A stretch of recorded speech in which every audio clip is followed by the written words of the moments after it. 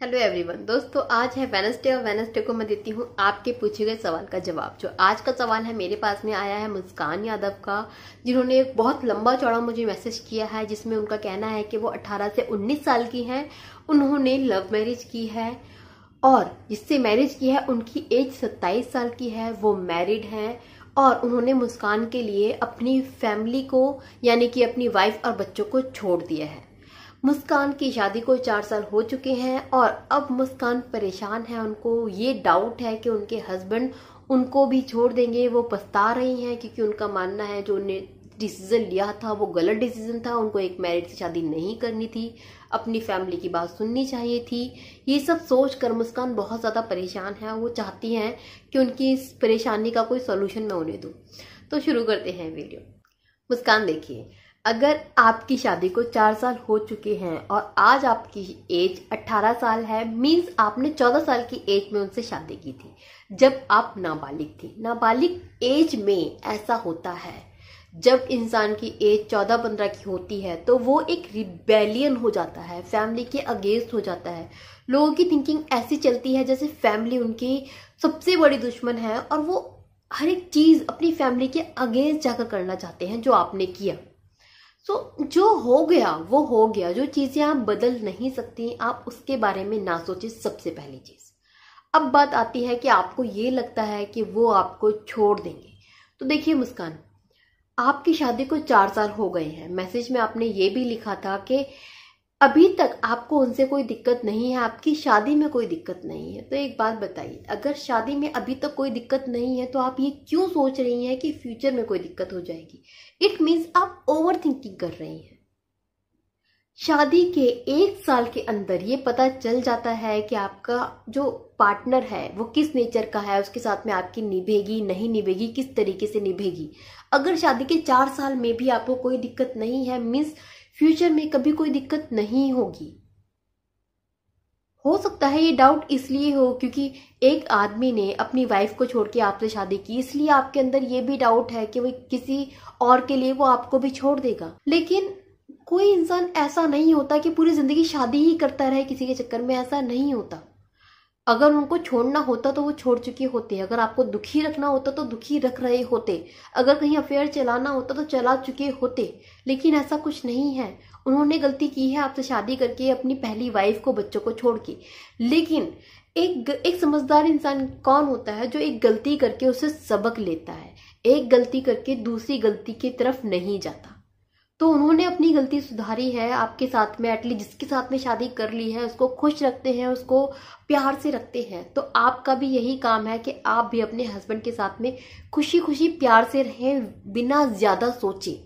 Over thinking करना बंद कीजिए कि अगर ये हुआ तो वो हो जाएगा, वो हुआ तो ये हो जाएगा। ओवर थिंकिंग से आप अपनी लाइफ खराब कर लेंगे और कुछ नहीं। दूसरा देखिए मुस्कान, आपके हस्बैंड और आप में लगभग 9 इयर्स का एज गैप है, जिसके वजह से आपको ये फील आता होगा कि आपका जो हस्बैंड है वो बूढ़ा है और आप अगर अपने पेरेंट्स की मर्जी से शादी करती तो एक यंग लड़के से शादी करती जो आपको ज्यादा खुश रखता, जो हैंडसम होता। ऐसी चीजें आपके दिल में आती होंगी, इसके वजह से आप परेशान रहती हैं। तो कुछ चीजें आप ध्यान में रखिए कि 9 इयर्स इतना बड़ा एज गैप नहीं होता जिसके वजह से आपको लगे कि आपका पार्टनर बूढ़ा हो गया है। इससे भी ज्यादा एज गैप, एज डिफरेंस आपको मिल जाएगा। बॉलीवुड में देखिए, हॉलीवुड में देखिए, आसपास लोगों को देखिए, इससे भी ज्यादा एज गैप होता है। कितनी बार तो हमारे जो पेरेंट्स होते हैं जिन्होंने बहुत पहले शादी की थी, अरेंज मैरिज की थी, उनकी एज में बहुत बड़ा डिफरेंस मिल जाता है, लेकिन वो लोग खुश रहते हैं। तो खुश रहने के लिए एज मैटर नहीं करती, सबसे पहला। और आपके हस्बैंड की तो एज इतनी ज्यादा भी नहीं है, 9 इयर्स इतनी बड़ी चीज नहीं है कि आप इतना सोचें। तो अगर आपको ये लगता है कि उनकी एज ज्यादा है, आपको हैंडसम लड़का मिल सकता था, या आपने ये कर लिया, इससे शादी क्यों की, बच्चे क्यों किए, अब मैं क्या करूं, ये सब आपकी ओवर थिंकिंग का नतीजा है। एक्चुअल में देखा जाए तो आपने बस एक गलती की कि आपको एक शादीशुदा से शादी नहीं करनी थी, इतनी कम एज में शादी नहीं करनी थी, जो आपने कर ली है। एक गलती आपने की है, आपके हस्बैंड ने की है, लेकिन इसका ये मतलब कतई नहीं है कि अब दूसरी गलती की जाए, क्योंकि अब अगर आप अपने हस्बैंड को छोड़ेंगी तो ये दूसरी गलती होगी, गलती को सुधारना नहीं होगा। क्योंकि पहली वाइफ की जिंदगी तो स्पॉइल हो ही चुकी है। इसका मतलब ये नहीं कि आप अपनी भी जिंदगी खराब करें, अपने हस्बैंड की भी जिंदगी खराब करें, पेरेंट्स की भी जिंदगी खराब करें।